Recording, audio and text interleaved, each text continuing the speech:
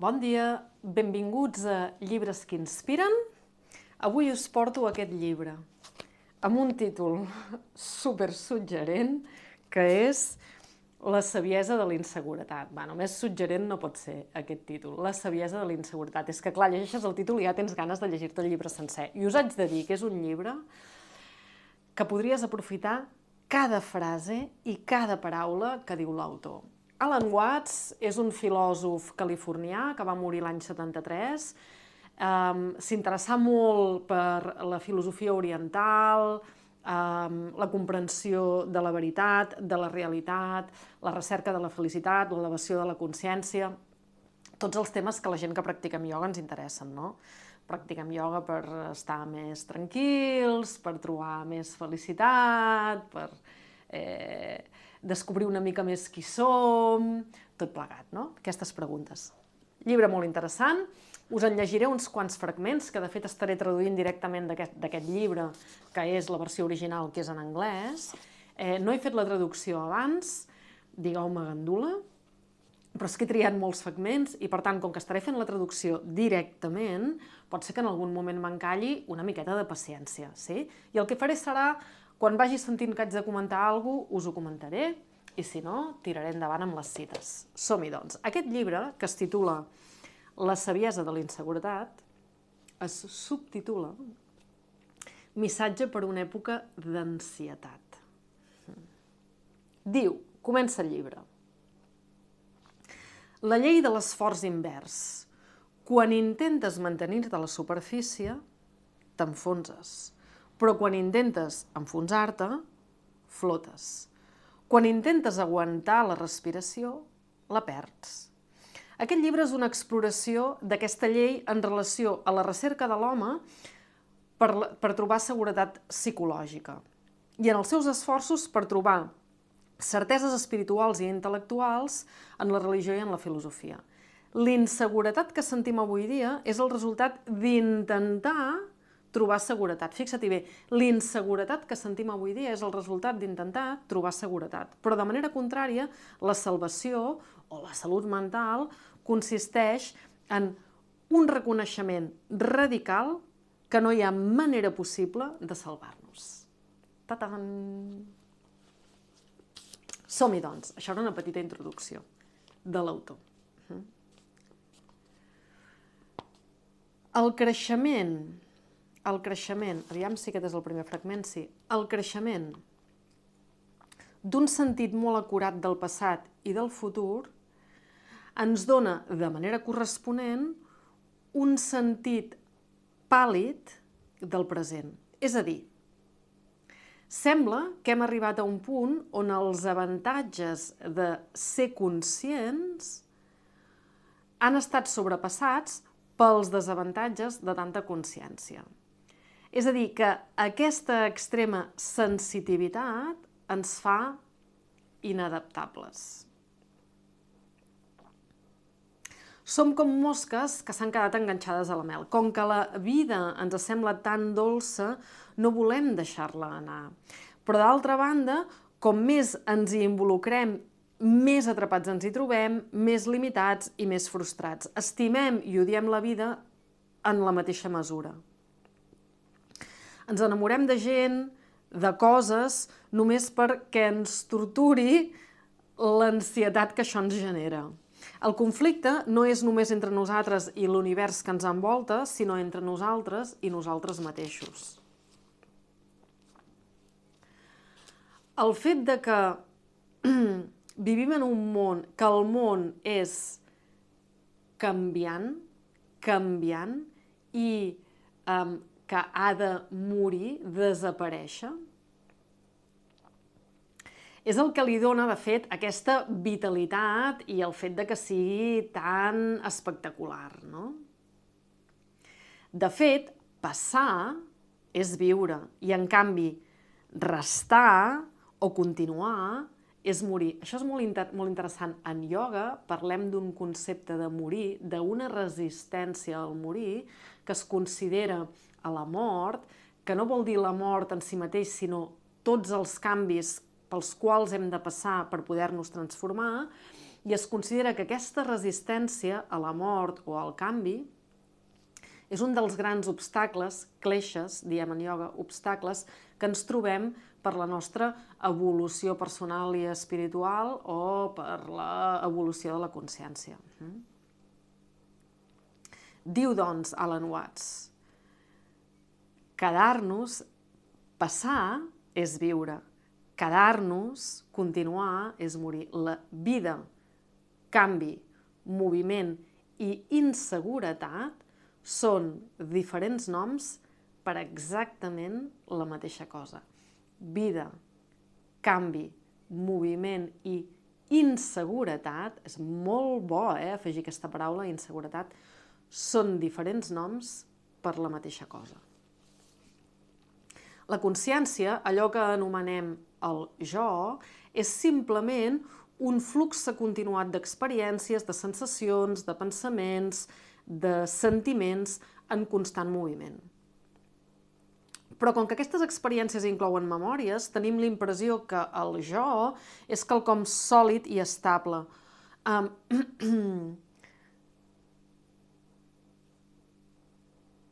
Quan el jo no entén que és part d'aquest flux continu en continu canvi, i intenta donar sentit al món i a l'experiència fixant-la, fixant la vida i l'experiència, ens trobem, doncs, en guerra entre el desig de permanència, que tot sigui sempre exactament el mateix, inamovible i sense canvis, i el fet de que el flux és l'únic que existeix. Quan no aconseguim veure que la nostra vida és canvi, el que estem fent, ens estem predisposant contra nosaltres mateixos. L'única manera de donar sentit al canvi és llançant-s'hi de cap, movent-se amb el canvi i unint-se a la dansa. Que bonic això, unint-se a la dansa. L'arrel de la dificultat és que el pensament racional ha creat el seu propi món. I quan aquest propi món que el pensament racional ha creat entra en conflicte amb el món real, tenim una sensació profunda de desacord entre el jo, el pensador conscient i la naturalesa. El que hem oblidat és que els pensaments i les paraules són simplement convencions i que és fatal prendre's les convencions massa seriosament. Pensaments, idees i paraules representen coses, però no són aquestes coses. Les idees i les paraules són més o menys fixes, però en canvi les coses reals canvien. Mantenim paraules que no canvien fins i tot quan aquelles coses que estan designant estan en constant canvi.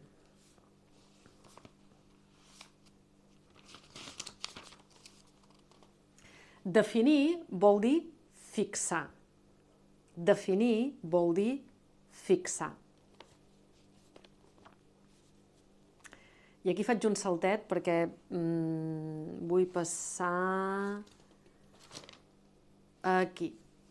Hem permès al cervell, al pensament racional, desenvolupar i dominar les nostres vides totalment fora de proporció. De manera que la saviesa instintiva s'està atrofiant. I com a conseqüència estem en lluita amb nosaltres, estem en guerra amb nosaltres mateixos. Vivim pel futur i el futur és una abstracció, una inferència racional de l'experiència present i per tant és quelcom que existeix només en el nostre cervell. La consciència primària, la ment bàsica que sap, que coneix la realitat i no pas les idees sobre aquesta realitat, no sap de futur, sí? La consciència primària no sap de futur, viu completament en el present. I aquí Alan Watts parla de la saviesa del cos, i això m'agrada molt perquè en ioga estem sempre, o personalment jo trobo que la pràctica de ioga justament ens inspira a reconèixer la saviesa del cos i començar a observar i escoltar la informació que ve només directament del cos sense passar-lo pel filtre del racional. Alan Watts diu: la saviesa del cos i la necessitat de reconèixer que som matèria. El cervell és part i producte del cos i la seva funció és servir el present i la realitat, no enviar-nos a la recerca salvatge del fantasma del futur. El moment present, sempre, sempre us diem presència, aquí, ara. De quina manera podem, doncs, guarir, sanar aquesta divisió entre el jo i el mi, entre el cervell i el cos, entre l'home i la natura, i que s'acabi, i aconseguir que s'acabi aquest cercle viciós que sembla que no es vol acabar mai? De quina manera podem trobar seguretat i pau mental en un món que la seva naturalesa és la inseguretat, la impermanència i el canvi constant? No necessitem, de fet, actuar. El que necessitem és més llum. I aquí Alan Watts diu que llum és awareness. I us ho dic en anglès perquè en anglès diferencien awareness, mindfulness, consciousness, tenen moltes paraules. Però en tot cas, en català, tenim un llenguatge una mica més limitat en aquest sentit. Llavors, m'agradaria fer entendre que quan Alan Watts parla d'awareness vol dir justament prendre consciència de, realitzar, adonar-se d'una realitat, prendre consciència de. El que ens cal és prendre més consciència de la vida, de l'experiència tal i com és en aquest moment, sense judicis o idees preconcebudes. Has de veure i sentir el que estàs experimentant exactament tal i com és i no tal i com l'anomenaries o l'etiquetaries, perquè prendre consciència és un punt de vista de la realitat lliure d'idees i de judicis. Molt important. En ioga parlem, o a mi m'agrada molt parlar d'equanimitat, potser és un concepte més budista, el concepte d'equanimitat com a terme, que no pas de la filosofia ioga, però anem allà mateix. Aquesta capacitat d'estar presents en el moment present sense afegir-hi cap mena d'emoció, pensament, judici, racionalització. Sempre us estem demanant que aneu a l'experiència, en el sentir, que quan esteu fent una postura estigueu totalment presents en allò que està passant a dins, què esteu sentint. I aquest portar-vos en el cos i en les sensacions constantment, demanant-vos que no hi impliqueu la ment racional, que vol jutjar, analitzar, encapsular, etiquetar, sí? És justament això, viure l'experiència de manera equànime i, per tant, viure l'experiència del present de primera mà. No es pot demanar res més, això és la vida pura. Si no tenim aquesta presència, estem vivint la vida una mica a mitges. Continuem. Deu ser obvi des del principi que hi ha una contradicció entre voler estar totalment segurs en un univers en què la seva naturalesa és momentània i fluida. Però la contradicció va una mica més enllà del simple conflicte entre el desig de seguretat i el fet del canvi, el fet que el canvi és l'única realitat. Si vull estar segur, és a dir, protegit del flux de la vida, fixa-t'hi, si vull estar segur, és a dir, protegit del flux de la vida, el que vull és separar-me de la vida. I d'altra banda, és justament aquest sentiment de separació el que em fa sentir insegur. És una paradoxa. Tenir seguretat vol dir aïllar-se i fortificar el jo. Però és justament aquesta sensació d'un ésser aïllat, d'un jo aïllat, el que em fa sentir sola i esporuguida. Com més seguretat obtinc, més em voldré. Fixa-t'hi, això és molt important. El desig de seguretat i el sentiment d'inseguretat són la mateixa cosa. Jo ho tinc escrit en majúscules, Ho tinc escrit en majúscules. El sentit de seguretat i el sentiment d'inseguretat són la mateixa cosa. Brutal. Aquest desig per seguretat, aquesta recerca de la seguretat, és en si mateixa dolorosa i una contradicció perquè com més la perseguim, aquest desig de seguretat, més dolorós esdevé el procés. La raó real per la qual la vida humana pot ser tan profundament exasperant i frustrant no és perquè existeixen coses com ara la mort, el dolor, la por, el dol. La bogeria de tot plegat és que quan aquestes coses apareixen en la nostra vida, el que intentem fer és extreure el jo de l'experiència. Intentem protegir-nos de la vida separant-nos en dos. Però la salut, el mantenir-se saludables i jo diria en bon estat de salut mental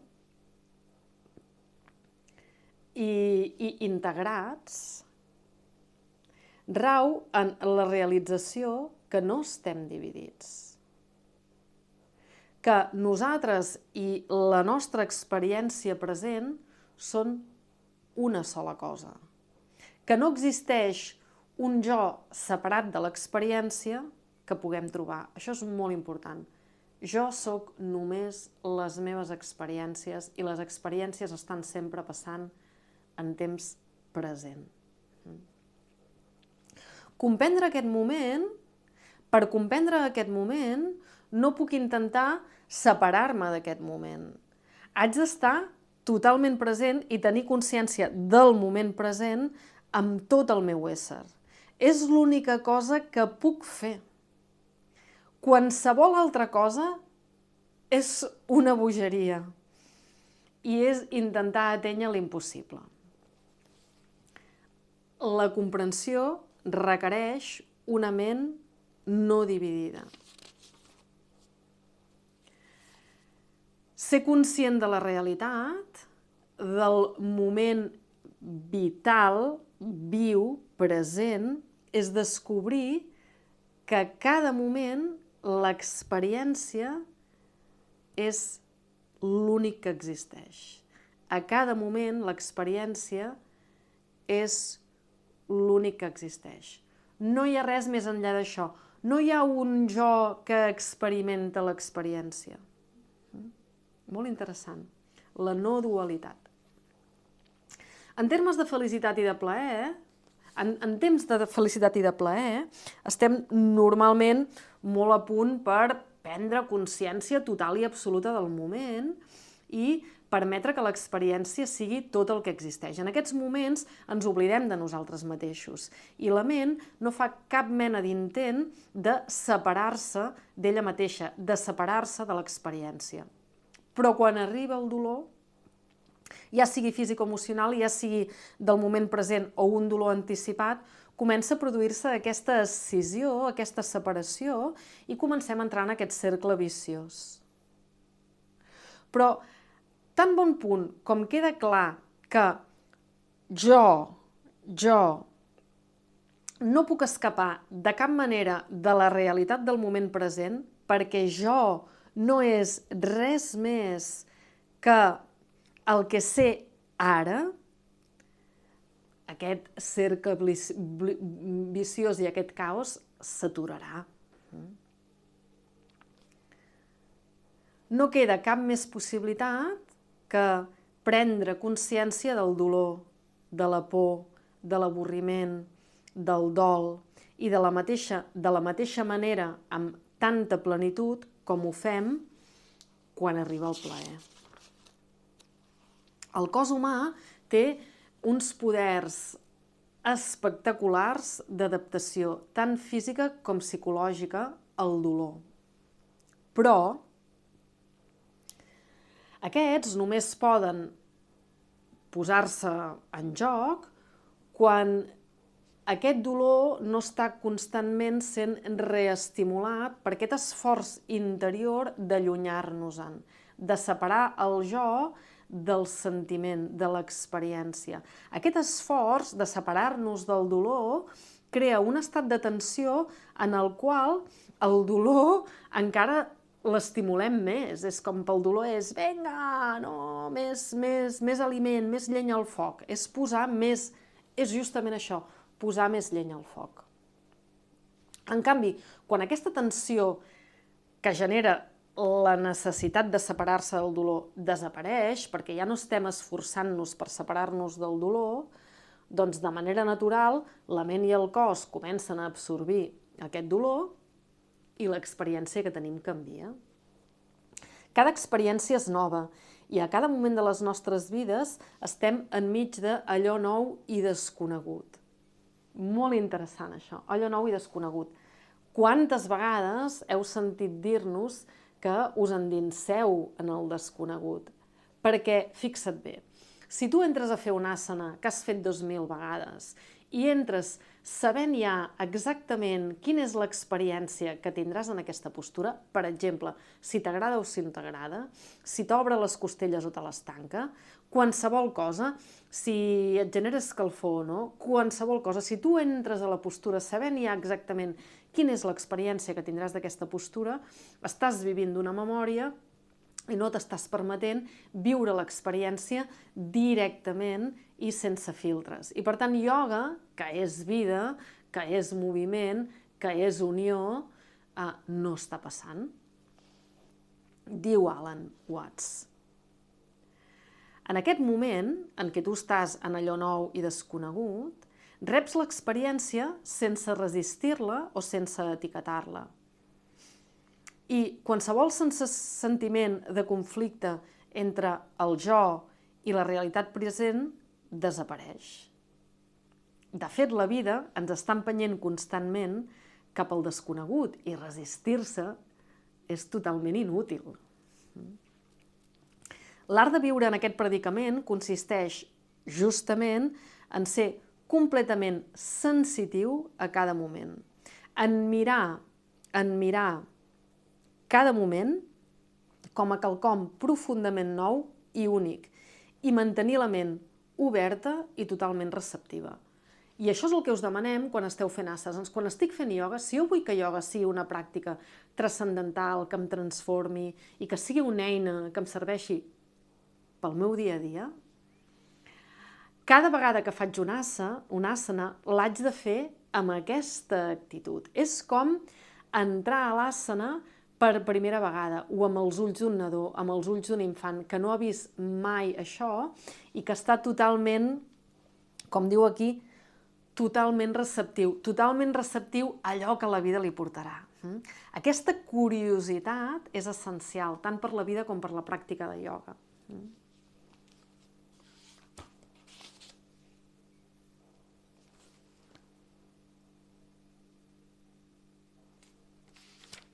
Tinc la sensació que m'he saltat algun tros que us volia explicar.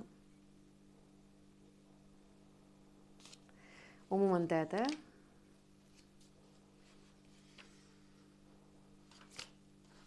Poder no.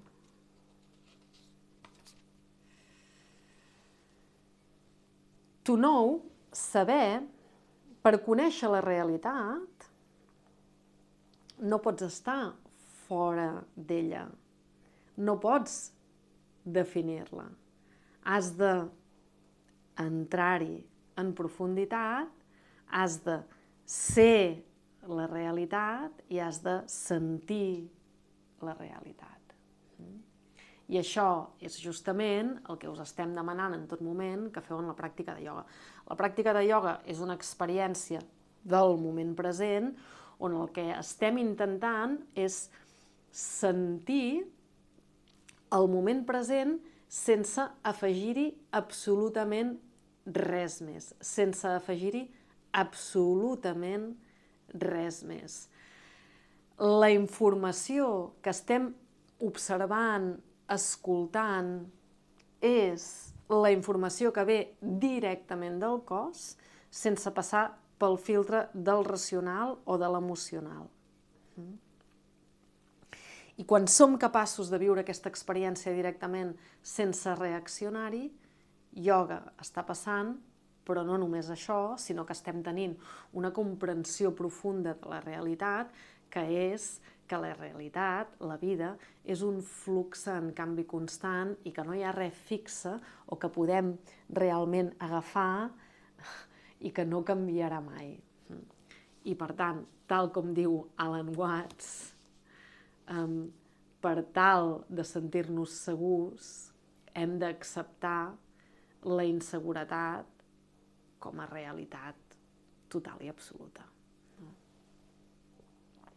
Doncs res, aquí us deixo aquest llibre. No he buscat, m'he oblidat de mirar si aquest llibre, La saviesa de la realitat, la saviesa de la inseguretat, The Wisdom of Insecurity, està traduït al català o al castellà. En tot cas, avui us n'he portat uns quants fragments que són bastant explicatius del que ell diu en aquest llibre.